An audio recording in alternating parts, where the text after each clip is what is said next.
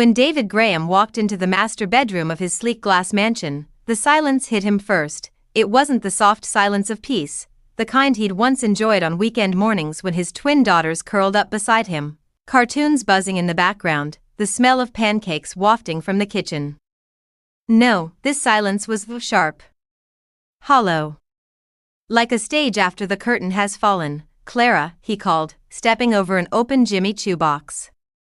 "Babe, nothing," he frowned, his loafers tapping across the marble floor. The walk-in closet was wide open, hangers bare like bones. The vanity drawer had been pulled out, leaving only stray strands of blonde hair and a shattered lipstick. The air smelled of expensive perfume and departure. He ran downstairs, heart pounding, the Range Rover. Gone, the Porsche. Gone, even the damn espresso machine. Gone, on the kitchen island, she'd left a single note: "Thanks for the dreams. I cashed them in, Clara." David stood frozen, no keys. No cards. No jewelry. No Clara, nothing, she'd taken everything. 2 years earlier. "I just don't feel like myself anymore, Linda," David muttered, tugging at his tie. "You don't get it. I'm drowning." Linda Graham looked up from the dinner she'd spent 2 hours preparing. Pot roast. His favorite. "Drowning in what?" she asked, keeping her voice steady. "Bills we've paid? Children we've raised? A wife who supported you while you built that company?" David winced. "I'm not blaming you. I feel old. Predictable. I see these guys in the office, fresh suits, exciting lives. And look at me." She put down her fork. "I see a man who built a company from the garage while I worked night shifts. I see the father of my girls. I see a man who already has everything but can't recognize it." He stood abruptly. "I'm sorry, Linda. I need something different. Someone different." Clara Monroe was 28, with a laugh like champagne bubbles and legs that seemed to defy gravity. David met her at a networking gala. She spilled a drink on him, on purpose, of course, then apologized with a flirtatious smile and a napkin that lingered too long on his chest. "I've always admired powerful men," she said, eyes glittering. David, high on ego and middle-aged restlessness, was hooked.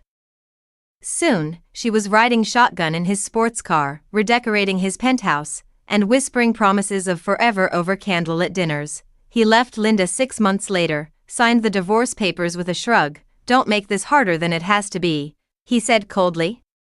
"I've moved on." Linda nodded, tears withheld like a dam threatening to burst. "I hope you know what you're doing, David." He didn't. Clara bled him dry in silk and stilettos. First, it was designer clothes, then a condo in Miami, then a small investment in her startup, a vague wellness brand she never really explained. David didn't care. He felt alive again. Young. Important. He'd step into boardrooms late, flashing Clara's texts like trophies. "Miss you, Daddy," they'd say. "Can't wait to unwrap you tonight." His CFO raised eyebrows. His business partner warned him, "You're losing focus, Dave." He fired the partner, started dipping into company accounts, stopped attending his daughter's recitals. "Why don't they want to see me?" he asked Clara one night. Clara just kissed him and poured another glass of wine. When Clara vanished, she didn't just take clothes and cars, she took passwords, legal documents, the login to his offshore accounts. Even the art on the walls. David tried the police. They smiled, almost pityingly. "She was listed on everything, sir, as your spouse and co-owner." He tried his lawyer. "You signed it all, David.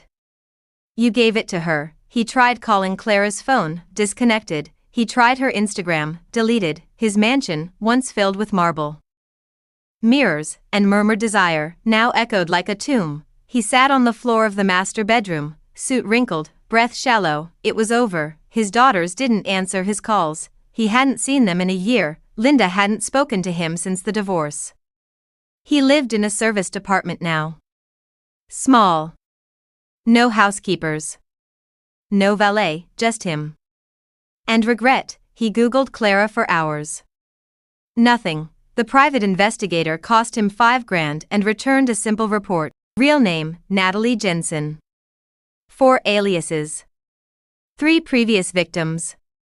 1 international warrant. He'd been a mark. A stepping stone. A middle-aged man with too much money and not enough sense. He stared at his reflection in the apartment window. Who even am I anymore? One rainy morning, he put on his cheapest blazer and walked downtown. He had nothing left. But he needed answers. He stopped outside a glass tower with the name Graham Hart Technologies in gold, his company, the company he'd stepped away from to start fresh. He asked the receptionist, "Is the CEO in?" She looked him up and down. "Do you have an appointment?" "No, but she'll want to see me." "I'm David Graham." The woman's face changed. "Wait here." 10 minutes later, a voice called from the elevator, "David." He turned. Linda. She stood in a tailored navy pantsuit, her hair in a sleek bun, eyes sharper than he remembered. "You look good," he said, awkwardly. "You look like you've been through something." They sat in her office.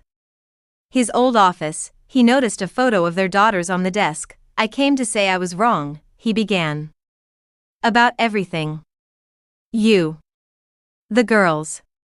Clara. Life." She folded her hands. "I know. You took the company back? I rebuilt what you abandoned. Do you hate me?" She paused. "No. I just finally stopped needing you." David nodded, eyes burning. "I lost everything." Linda leaned forward. "No, David. You gave it away." Months passed. David took a job in the mailroom of a different tech firm. He told no one who he used to be. He paid off debts, started therapy, went to church. One day, his daughter Sarah met him for coffee. "I'm not ready to forgive you," she said.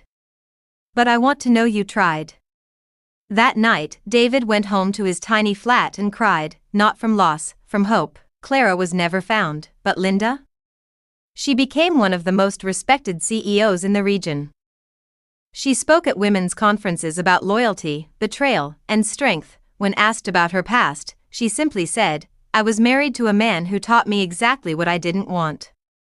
And because of that, I became the woman I was meant to be." What you take for granted today may be the only real thing you ever had. The end. My name is Temille Deebs. Please subscribe and make sure to click on the notification button to know when we upload a new video. Also like, share and comment your thoughts. Thank you, and I will see you in the next video.